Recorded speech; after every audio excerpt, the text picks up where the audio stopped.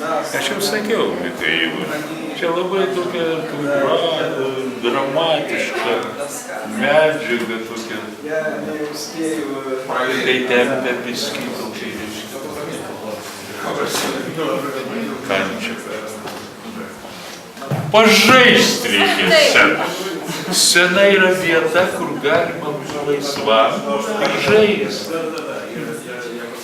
Neatsakingai, visiškai. Buvo nuostabus spektaklis. Pagal Bebenčiuką. Kieno? Kas parašė Bebenčiuką? Valančius, sako. Ne. Sako ne.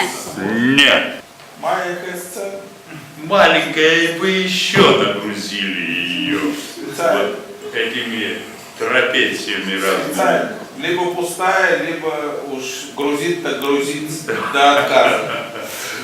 Я ж žiūrėjau ir bijojau, kad jūs nenukristumėte. Čia visą laiką vaikšto tokiais liepteliais siaurais.